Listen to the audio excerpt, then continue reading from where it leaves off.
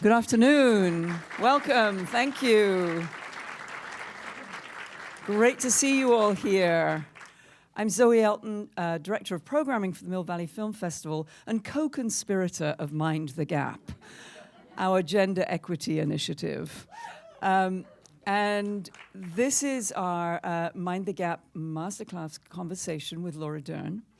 And I want to thank Christine Shantz, who is one of our most generous supporters. Christine, thank you. And I'd also like to thank Netflix, who's also one of our Mind the Gap supporters. So thanks to Netflix as well. Mind the Gap exists at Mill Valley Film Festival throughout the whole film festival. We are very close to our goal of 50-50 by 2020. We hit 48% women directors throughout the festival this year. And we had our third summit last Saturday. It went fantastically. And we also are infiltrating the other aspects of the California Film Institute. So there are things happening throughout the year at the Smith-Raffel Film Center and with our education program. And the Mind the Gap Awards were begun at the end of 2017. The award itself, it's not a little gold man. It's a pendant which has an A, rather like the A in Gap, which has no crossbar in our logo, but we've filled the gap with a moonstone as a sort of symbol of female energy. And there's a little diamond accent, thinking about what we aspire to, and it's on a gold chain because that's in honor of the suffragettes, because they chained themselves up against men, right? So, to begin with, we will be seeing some clips from this year of Laura Dern's work. This has been an extraordinary year for her.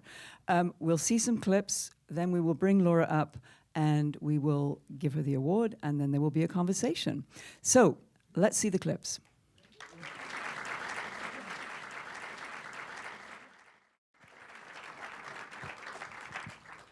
Those were clips from Big Little Lies, Marriage Story, which we're playing tonight and which will come out in theaters at the beginning of November, and Little Women, which will come out in December. Doesn't get more diverse than that, does it? It's great. And I would like to welcome to the stage Brenda Chapman, who is the Academy Award-winning director of Brave and is also one of our Mind the Gap advisors. Brenda will be giving Laura the Mind the Gap Award. Brenda. Thank you. Hello. I'm always behind the camera or behind a sketchbook, so I need this. I'm not good at remembering anything. Other than, it's a real honor to be here to present the award to Laura today. And every time I think of Laura, I think of one of the first things I saw her in, which is Rambling Rose. I don't know if many of you remember that, but it's one of my favorite performances. It was a very courageous role at that time, I think, and she did a marvelous job. Laura Dern is a great leading actor as well as a great supporting actor. And there is a greater role in which she plays, in which she is a very supportive actor to her fellow actresses. And I usually don't do actor-actress, but I thought this time it was apropos.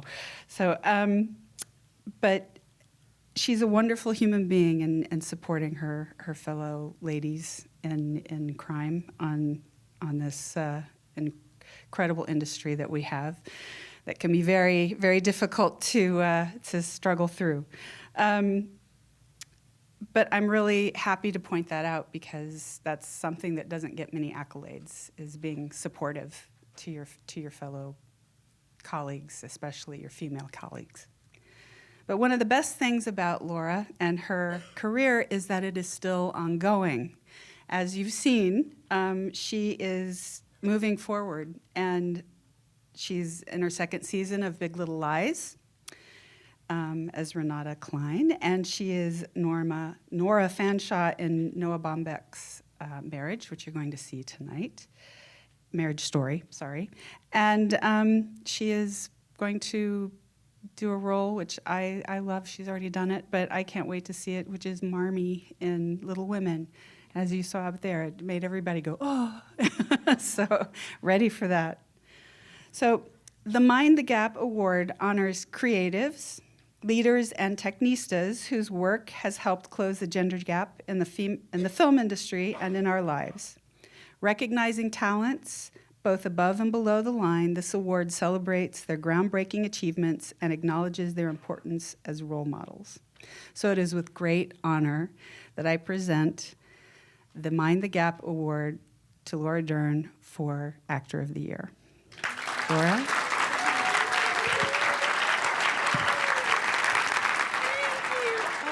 So beautiful. That's so beautiful. Thank you so much.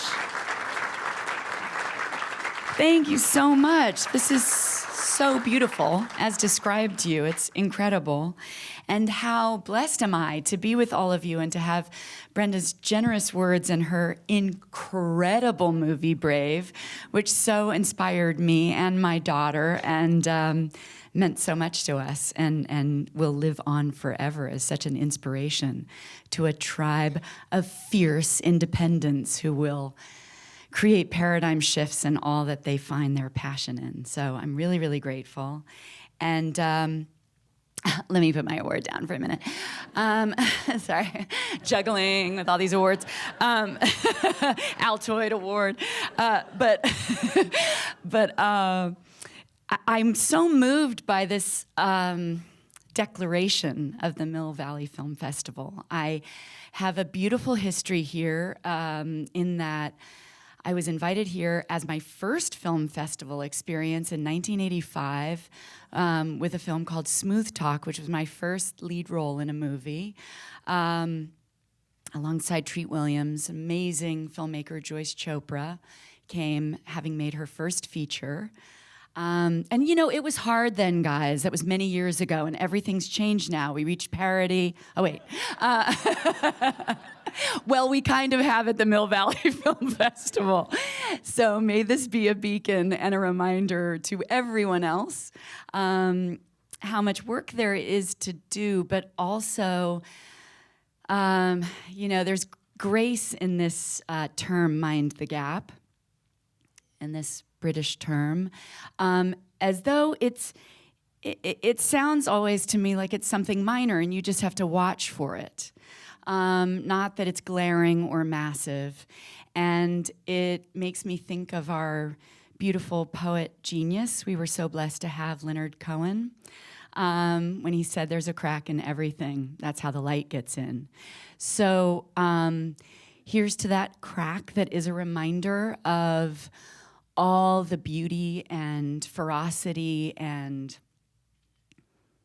outrageous art and political balance there is for the world to experience as we reach parity in boardrooms and in the White House and in art. And I'm really moved by not only all of you amazing artists who are doing incredible work, but also for the generation of girls I'm getting to know through my 14-year-old daughter, who, as opposed to say, mind the gap, are saying, we're kicking that damn door open and we're never letting it close behind us again. So bless everyone who inspires me every day, and I feel incredibly lucky to be given this, and I will wear it as inspiration for all the incredible work that there is to do, and the gift of playing roles where even 5 years ago, when a journalist might have said, wow, that character is really angry, is she bipolar? In an interview for this show Enlightened that I did, and yet they said, but wow, you're on the same network as Tony Soprano, now he's someone to admire. I was like, that's so interesting. She's just fed up, and he is a mafioso killing people and cutting them up in his bathtub. But I appreciated the sentiment, and it did remind me that it is a great blessing to play complicated, fierce, lonely, broken,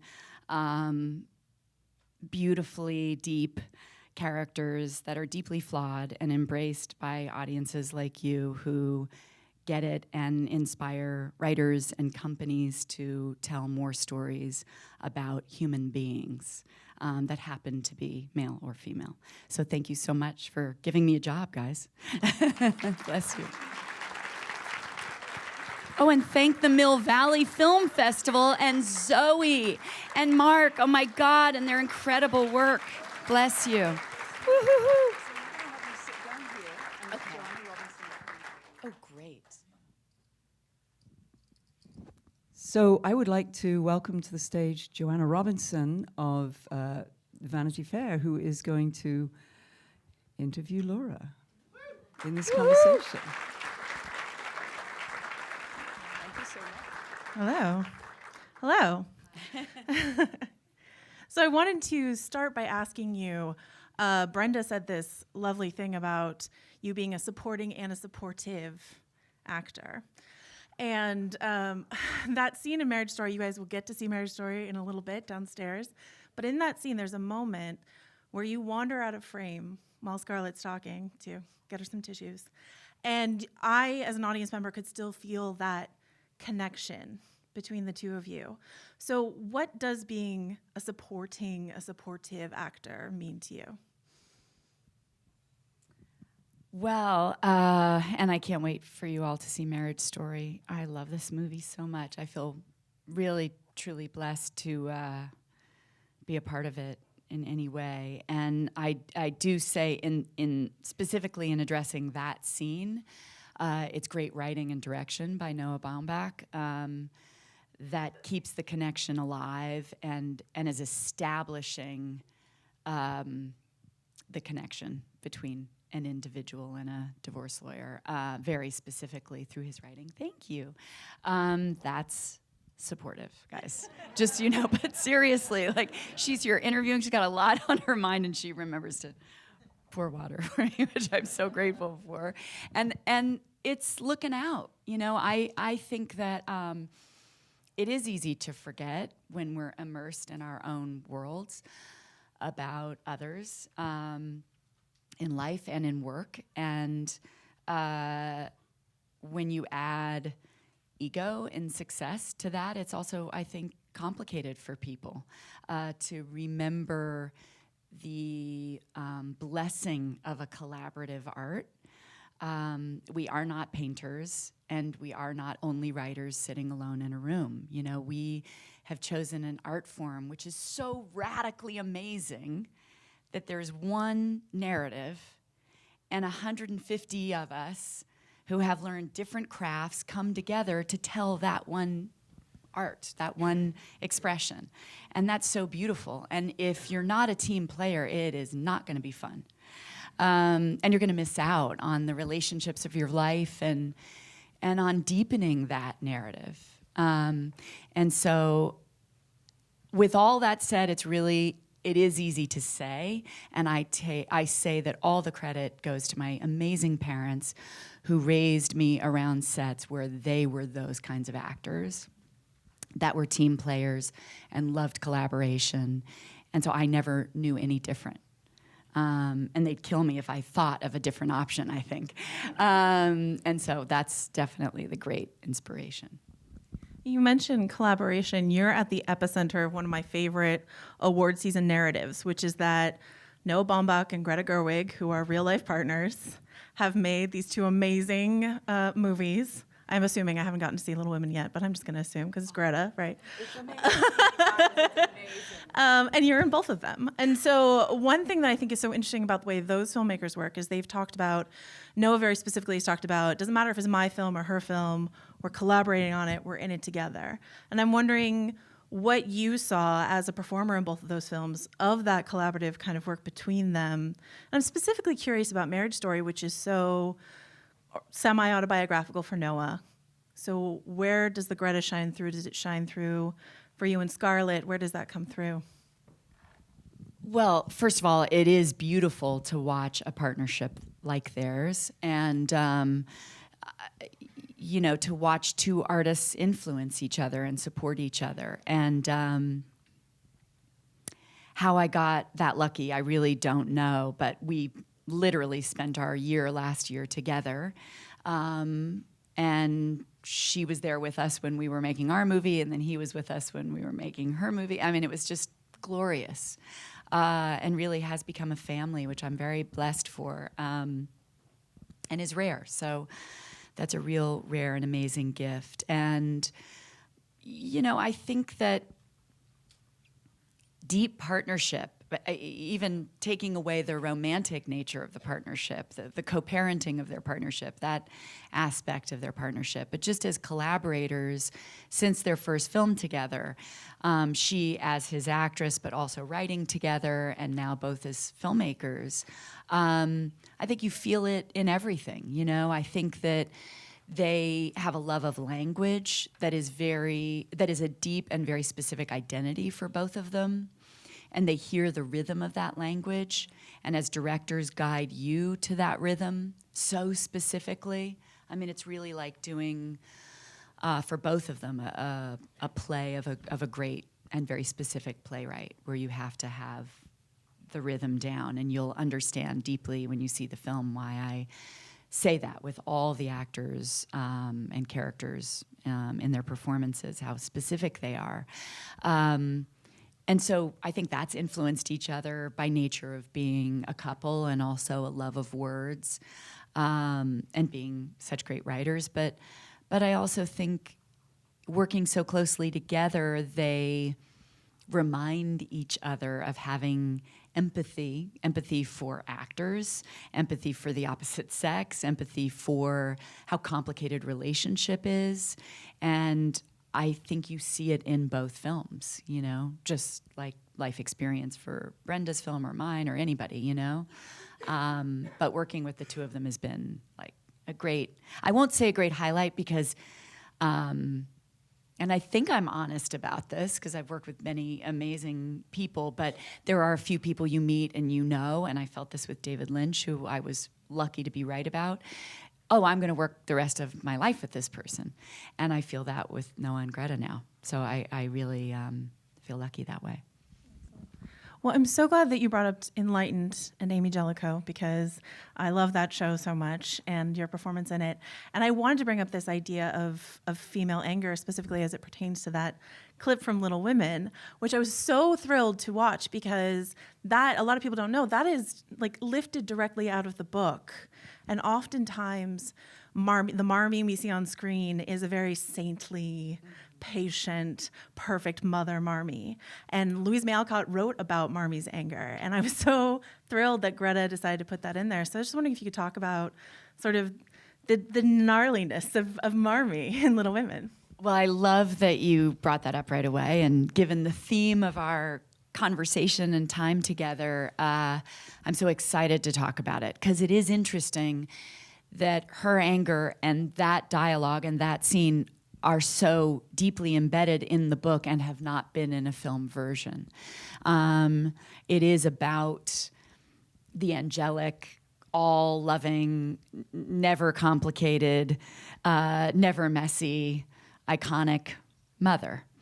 And I'm very lucky to talk about this very subject in both Noah's movie, in a very lucky monologue, which I can't wait for you guys to hear, because it's just delicious. And in Little Women, because Greta was determined to weave the narrative of the Alcott family's story into and throughout Little Women.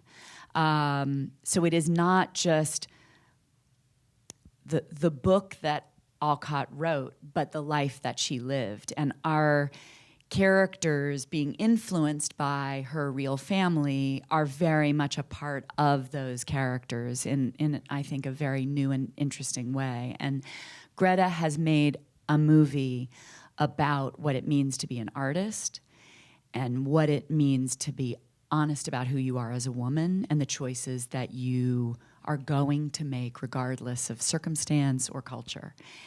It is so perfect to me, I have to say. I love it. And and I say that as an outsider, truly, just like watching how she was able to do that was so amazing. I mean, and the book is so modern, and that's what's so radical, is to reread it now, you know, as we were all starting to work on it, and see what she talks about gender, about sexuality, about marriage, about money, about the world of publishing, about being a woman in the world. You know, it's pretty amazing. And I think Greta was determined for us to really spend time doing the research to find out who really was Marmee, being Abigail, Louisa's real mother. And so we really allowed a beautiful book of letters called Marmee and Me, between Louisa and her mother, to be a massive influence. And you feel it as like a core to the film. And that was an incredible experience. And we learned, and we filmed the movie in Concord, Massachusetts, where the Alcott home still is, and worked with extraordinary historians. So we really dove deeply in a great way. And Marmee was an abolitionist, was one of America's first feminists, was considered America's first social worker, and was a badass. And she was angry and frustrated and, you know, generous and an empath, and yes, feeding the hungry. And literally their home was on the Underground Railroad, and she was hiding slaves in their kitchen. And she was angry when her husband was gone so long, regardless of war, like when you really understand what it was like to be left alone in poverty with these 4 girls. Greta was really interested in that, and it wasn't necessarily proper, right? Like, because he's gone off to war, you're supposed to never be angry and always generous and never having a hard day, and they had nothing to eat.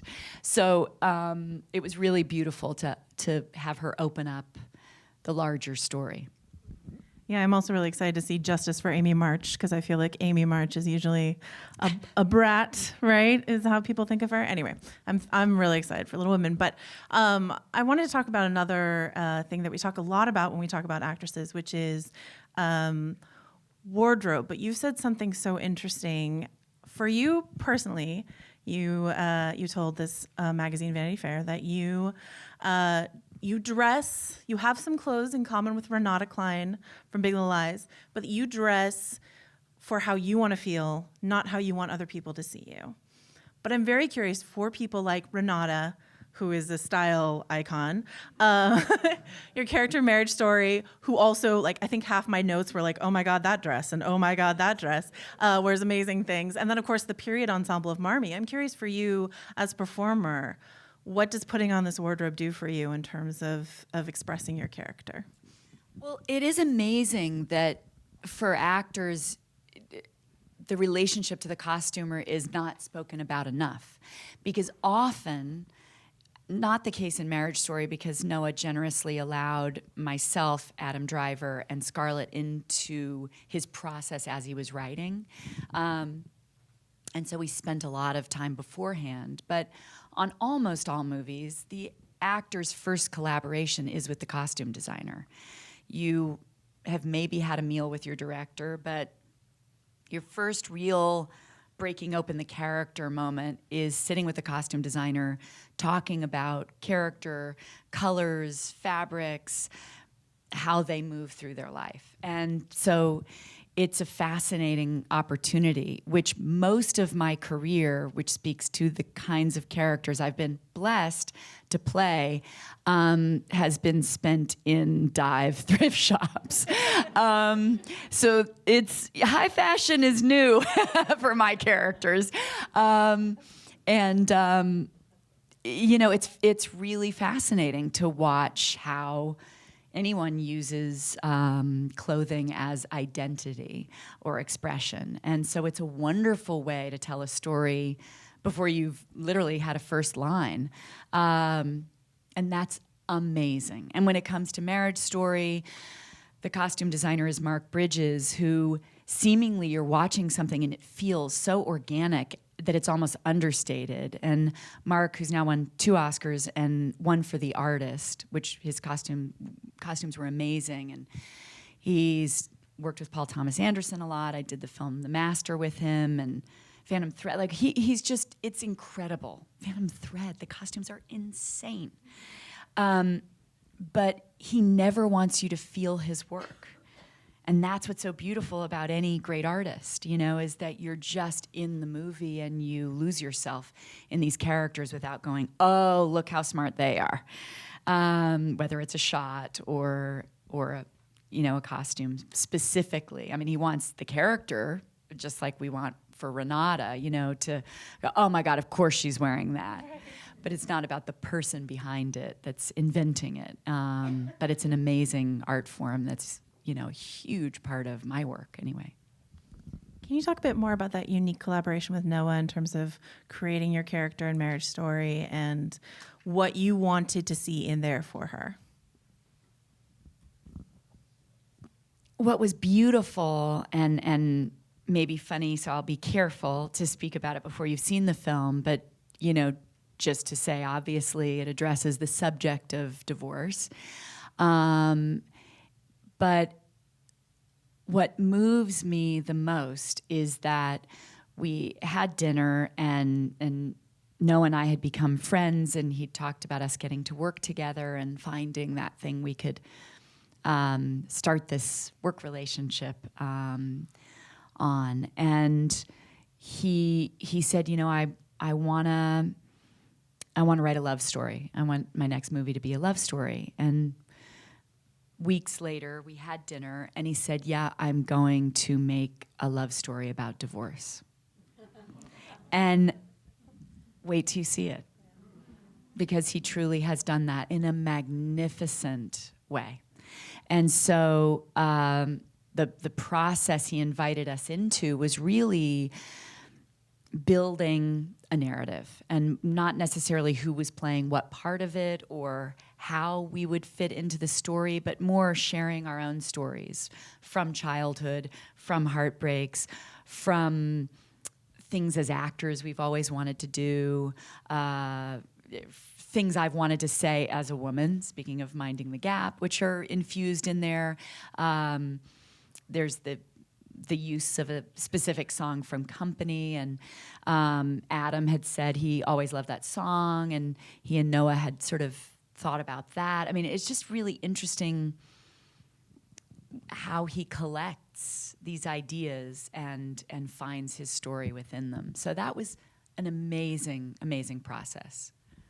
Something I'm really interested in terms of Marriage Story is that it's a film that we're going to see at this festival. It's going to be in theaters, and then a lot of people are going to watch it at home because it's a Netflix film. You've got Little Women, which is going to be a wide release sort of Christmas theater film, and then you've got Big Little Lies, which is a TV show beamed into people's living rooms. Do you think about that when you pick projects? Do you think about how people are going to watch what you're doing? I never have in terms of how it will be received. I certainly have in terms of the time that it takes. You know, I mean, I would say this as a producer too, when you find a piece of material and are wondering, is this a limited series? Is it a feature? You know, how do you actually tell this story? And that's the most exciting thing about the success of cable television and then the world of live streaming is it's just afforded so much more opportunity. I mean, with all due respect to all the efforts we want to make in terms of closing any gap with parity in diversity and gender, if there's no opportunity and there's no money, it's not happening. Right. And that's the tragic truth as we see it in the culture of an America we want to exist, that we realize we're not there as advanced a way as we thought we were when it comes to, you know, kindness. Let's just say that. Consideration. And so the fact that there is money and the fact that companies, frankly, have been shamed to have numbers that make them look good in their boardroom, amongst their crew, in terms of female directors, executives. You know, it's a wonderful moment to really see a shift, because they need it. And audiences, now that they're giving even just a little bit of a shift in storytelling, audiences are saying, oh yeah, you show us ourselves and you'll make lots and lots of money. That's what representation means, commerce. Oh, great. We can be, we can be considerate and, look like we're doing the right thing and make a ton of money. That's fantastic. But it took a long time. So it's like, it's mostly men that watch this cable network, so we really don't have room for female-driven content, or all those stories are changing. And I think there's room for all of it, and I think that it is so individual. I love movie theaters. I love them. This is where magic occurs, right?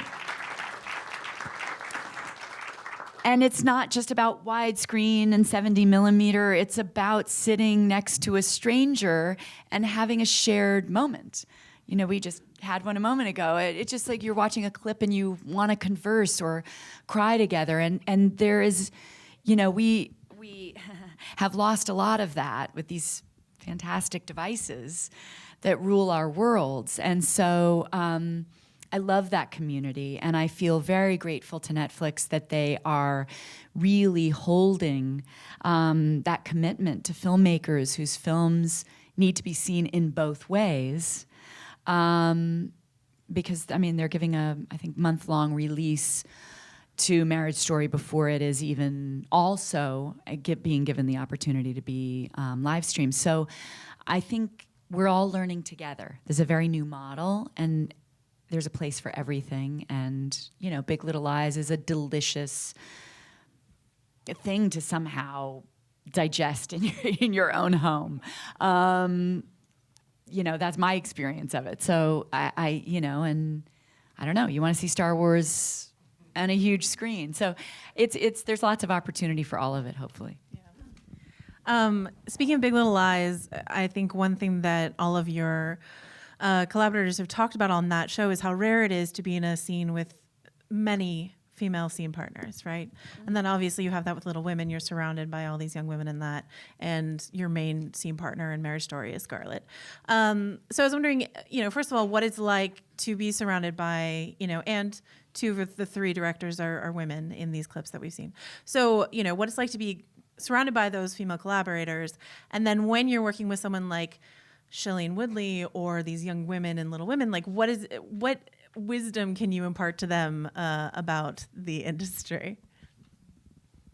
Well, I don't know if I can impart wisdom, but I will start by saying, because Brenda brought up Rambling Rose, when we were working on that film, our filmmaker had very recently had a baby, and I was only 23, and I remember standing beside her, seeing my director, waiting for my director's guidance on the scene we were about to shoot.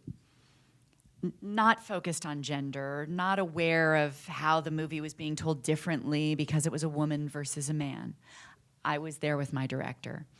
And someone came up and suggested to her that while she was nursing her newborn, that she should stop and do that in the trailer because the men on the crew would see it as a sign of weakness. So I just remember being 23 and going, oh, okay, so if you're female and you're directing, everything changes. And I hadn't really been aware, maybe because I was raised by really strong women in film, and I wasn't already clocking the differences. But it was at that moment I started to think back to, from 11 to 20, the roles I'd been offered and the things that I had seen. And most often it was, the girlfriend, and she was either this type or this type. I think we know the two types. And you know, if you're a really talented actress, you show them that you're both kinds of girl to have a really diverse career. I'm a Madonna and a whore. You know, it's so advanced. So what's exciting about this moment as you're sitting with 5 incredibly strong, complicated, diverse female characters and actors in one scene, and your female director, and your female camera operator, and your female sound woman, which just happened to be the case on Big Little Lies, you see that the conversation is about the struggle of being human. And that's what's exciting. You know, and I know Greta and I talk about it a lot because often the conversation is, well, as a female director, oh, it's so interesting to see the female interpretation of, you know, and she's like, I just want to be a director. Right. So that excites me. And I love being female, and I'm ready for it to be vulnerable and emotional and messy and delicate and all these words that are now seemingly for some, because you talk about the younger generation getting advice like, oh, are we supposed to seem, you're not supposed to seem anything.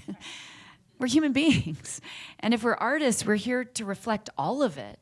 And so that's the exciting conversation that's starting to be had in a new way, I think. Excellent. Speaking of exciting conversation, we want to open up the room for some questions from the audience. We have 2 lovely women running mics on either side. So let's start right there with you. Wait for the mic to be passed to you. Thank you so much for being here. And I've watched you in so many things be that complicated person and turn the tropes on their sides. And as lovely as you are to look at, you haven't just played the pretty girl. And I've admired it a great deal. I'm a writer, and I brought a copy of a book if it's okay for me to share it with you. But I also want to say that I struggle with that as a writer, as a female writer, getting attention, being heard, getting reviewed, those kinds of things. And I'm wondering what your experience is with writers and how what you see in that way. If you see any growth happening where women are getting more attention. I'm published by a female-only press in order to get published. So I'm wondering what you've noticed about the writers in the screen world. I don't write for that. I mean, I hope in your case you're starting to feel more of a shift than there has been, and particularly female publishers have, I know, helped in that world. And I just want to say to all the women and men in the room that my experience with the men who have championed me and guided me and been my maestros have been truly, mostly so generous and so connected to female complication. My male directors have been gorgeous, and I've met many complicated men and many complicated women and fierce champions or not advocates of their own sex. So we've seen all of it. Let's take all the labels away. We all have room for growth. But to your question specifically, I think the shift is that I don't hear people saying, as I might have 10 years ago, whether it's about an author's book, novel, or autobiography, or a poet, or a screenwriter, I don't know. I think she needs to be more likable. I mean, you've got this, angry, complicated. That's starting to lift it from my experience in a new way. And that's because, again, of the success of Handmaid's Tale or Big Little Lies or whatever, female-driven content that has truth in it shows up. And I had the privilege of working with Cheryl Strayed on her autobiography, Wild. And I was interested that she was told many times to not be so honest. And she made the choice to share everything, including a heroin addiction and everything else, to get to the truth of what her book is about, which is grieving the loss of your own mother. And it was massive success. And if she had once listened to the person who said, ooh, that's not likable, don't tell that part of your story, we would never have had our own opportunity for healing because of her. And I say that with great respect, because I really do believe she's that kind of gift to those of us who connect to her work. But also, they made a lot of money. And that, so I do think there is hope in all of this. And I look forward to the book. Excellent. Anyone else? The question? Right there. Hi, Laura. Thank you so much for being here today. As a young actress, I find myself, when I go into a role, I want to give myself over to it completely. And the last play that I did, I ended up falling in love with my co-star, full disclosure. But I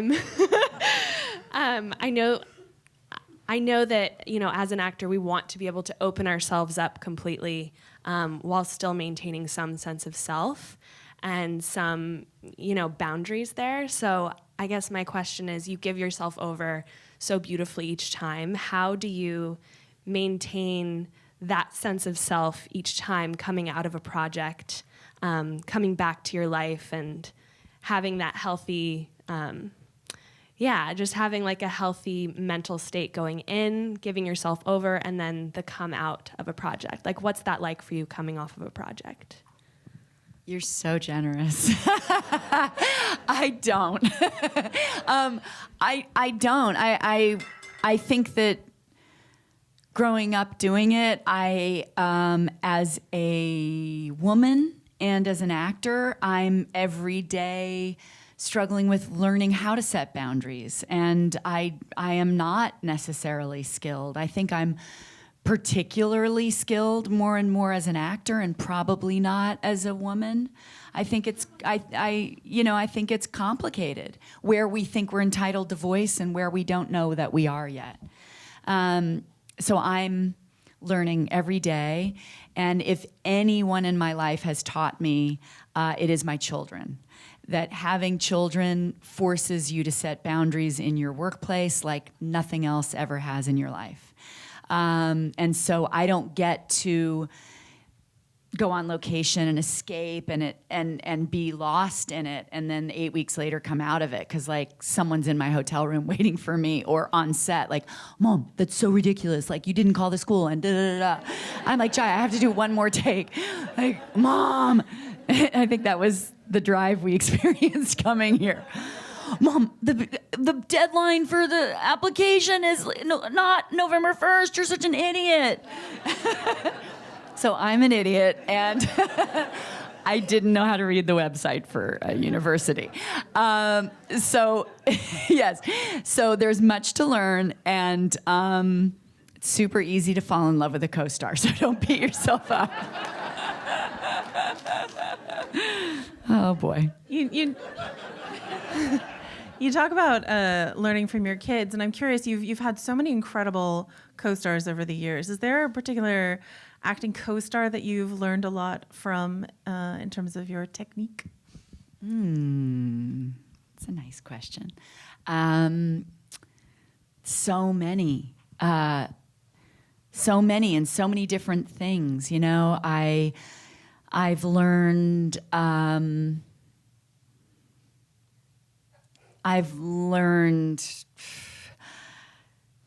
professionalism from Meryl Streep and my mother. I've learned multitasking like no one has ever seen from Reese Witherspoon. I've learned how to hurl yourself into the abyss by the very beautiful Andrew Garfield. I've learned rawness from Sean Penn. Lucille Ball, I'll always say, has taught me the most of anybody, but I never met her. But I watched I Love Lucy every day of my childhood. And, watching my parents up close for many years, and my godmother was Shelley Winters, who was such an extraordinary actor.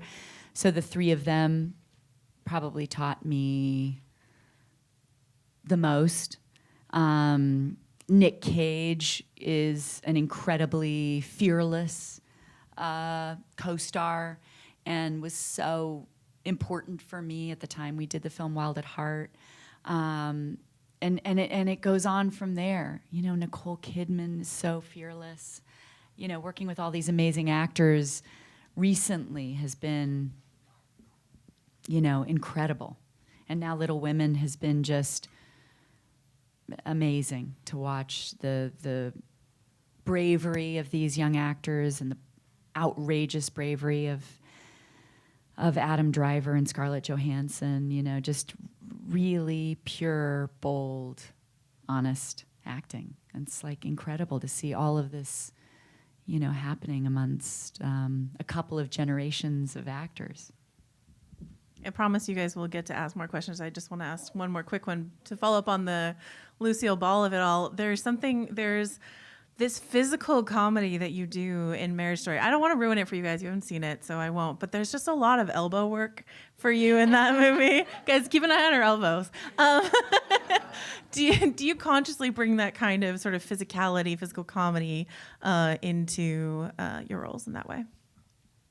I think I do. When it comes to comedy, for sure, I think it's asked of me, and I love it. I mean, I do. Like I said, growing up watching her and being inspired by it, and perhaps that it would be hard to disguise these incredibly long arms, which, given that this is your neighborhood, I remember being a teenager and going to Muir Woods for the first time, and they show the wingspan of an eagle, and literally I extend beyond.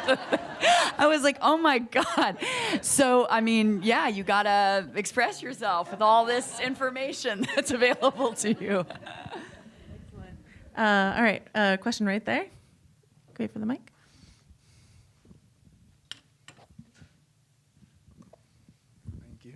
You're just such an amazing actor. How do you know when a role calls you? Like you have to do it, and also, how do you prepare?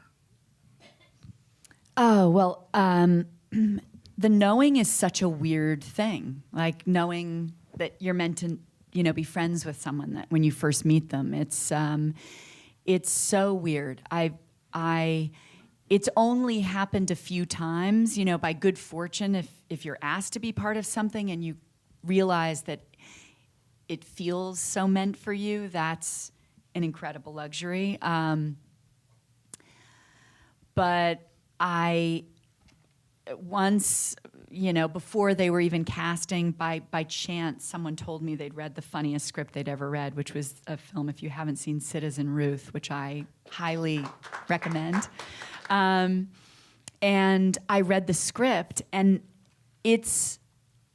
there was at the time and still is zero about me that if you read it, you would say clearly, and I read it and said, I'm the only person who should play this part, which really confused Alexander Payne, it was his first feature, and I don't think he understood why I felt that way, but I got her, and I don't know why, and I had to play that part. And there was something about her, you know, just heartbreaking life that made me really laugh and really cry at the same time and want to figure out how to do that and hopefully have, in a way, no one have any empathy for me, but also empathy for her plight.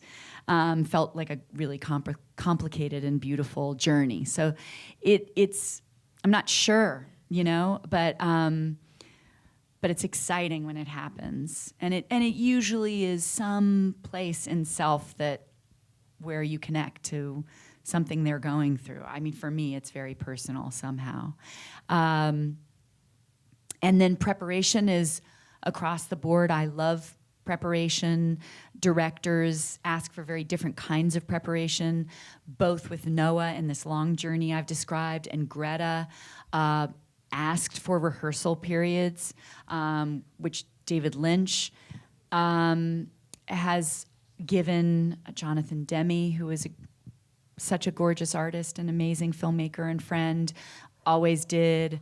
Paul Thomas Anderson does. A lot of directors don't, or now there's so much content and people are working all over that somebody's flying in the night before doing a fitting in their hotel room and on set at 5 a.m. and you've never met and you haven't rehearsed, and it's unfortunate. You know, it's lovely when you really get to, you know, have a different kind of opportunity and experience, especially if it's historical, like Little Women, or you know, deeped in an emotional life that takes time to connect with the other people you're working with and really become a tribe to tell a story together. That's the ideal.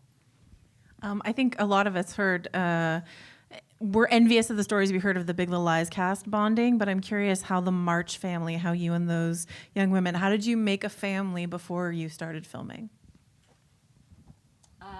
You know, it's pretty amazing.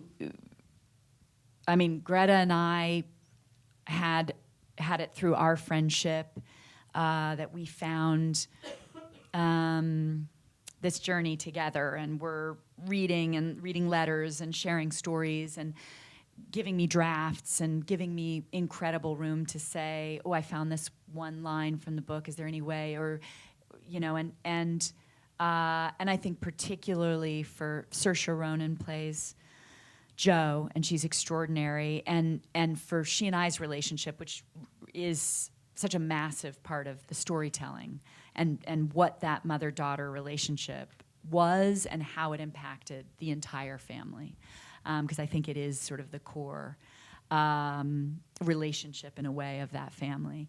And so she and I had a great deal of time together, and we had rehearsal, and the gift of this, you know, incredible female producer in Amy Pascal, who found a barn in Concord, Massachusetts, and like filled it with food and tea and flowers and a fire going, and scripts and letters all over the floors, and weeks of just like diving in together and literally dancing and choreography and fittings and going to dinner and walking and hiking and running where the March family did, where the Alcotts did.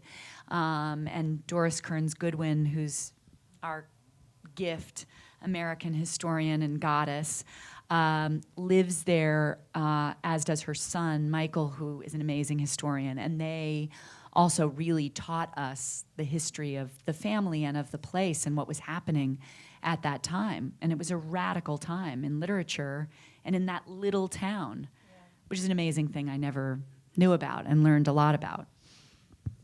All right, any questions over here? I just don't want to favor one side of the theater. All right, over there. It feels like, you know, at a restaurant where they're letting you don't have to go that home, it's time for but you the can't date stay to here. happen, or because then the lights go up when they really want you out. Oh, of it's there. true, it's true. Yeah. This is the sort of like, Hey. I think we can get them to order more wine. Second pour. Yeah. Yeah, so this is the sort of sexy, more intimate part of the dinner. So I feel very, very encouraged. I'm a former actress who is now making films, and I'm working on a short female action adventure film in Sausalito. We're already shooting it. And I wanted to just ask about the changing environment in Hollywood for actresses and what your take is. I mean, you mentioned mind the gap and that people are just going to burst through the wall. I mean, your kids are people that you know. I wish I felt that. I mean, I feel a wave of confidence, but being an older female, I just have a little bit of a tentative feeling, and I'm feeling it a little bit in you. I'm going to be honest in everything that's being said here. So I really want to know what's really going on. I mean, is this revolution going to happen? I mean, what's taking place? What do you see? Well, it is going on. And I do see it in boardrooms, and I do see it in conversations like this from literally, and I say this because I'm doing a lot of work with the next generation who are being educated toward and coming up in various industries. So I've been spending time with women in finance, women in tech, women in publishing, which you brought up, and the numbers are growing, and the numbers in the boardroom are growing, the literal seats at the table, and I do think in our industry things are shifting, and we were just saying in the world of independent film, we feel like it's shifting because more women also have money who want to invest in film, and that's been an interesting shift. In terms of the studio system, you know, I think there's a lot of change behind the camera. I think there is, and we use the word shaming, but I think there is real awareness of searching for parity behind the camera. I think that there is a longing for content that's representative. I see a lot of changes in casting, a lot. I see conversations that I've never seen happen before. Two different friends who are currently casting projects where major roles, the characters have disabilities, and they are only meeting actors who are either have those disabilities, are connected in some way to that kind of disability, which you wouldn't have even maybe heard 10 years ago, frankly. So, and reconsidering the character, you know, she's the sexy female lead opposite Matt Damon. Maybe Lupita should do it. Maybe Tina Fey should do it. Maybe it's Shailene Woodley. I mean, that's an exciting conversation. There's no specific, and I'm including ageism. There's no specific age or specific color of skin that has to be had in certain rooms. And so that makes me happy. But yeah, to say it's the best, I mean, 3 years ago, more women made movies than last year. So it's not like every year the numbers are going incrementally up and it's blasting open. But yes, I was raised to find out if I wanted to be an actress or I wanted to be a singer or I wanted to be a writer. And my daughter is interning with a political figure. She's writing a song right now with her band. She's, once I said, it seems like you want to act. She's like, want to act? Mom, I'll write the thing that I'm going to act and direct myself in. So, you know, it is a new day. So we just have to make sure within our generations that we are leaders and guides for them to say that there is no one lane. And, you know, we do keep together having the conversation so that it keeps growing and expanding. And I mean, it is why I produce, because I know then I can help support creating more opportunity. I can't speak to what everybody else is doing, but I will give a massive shout out to someone that I consider one of my dearest friends, who happens in this framework to be my boss because he runs Netflix, which is Ted Sarandos. And I remember 2 years ago, before it was about a place of, well, you have to, you know, he was like, I was raised by a single mom. I want my boardroom to reflect that. I feel like they're smarter than me. I'm making sure that I'm listening to the smartest people in the room. I want parity in my workplace. You know, I want to tell complicated stories for everyone. Really honors diversity and gender parity in the stories he tells and the people he hires. So that really excites me, you know, when I get to know people who are really doing it in a magnificent way. That is about our time, but I know. But I do want to close out by thanking you for one more character that we haven't mentioned yet, which is Dr. Ellie Sattler of Jurassic Park, with her sensible boots and her long sleeves and just getting it done. So, and we love her. We love her. You're going to play her again. So thank you all so much, and thank you, Lord. Thank you. Yeah, thank you. You're amazing, and thank you all for your questions.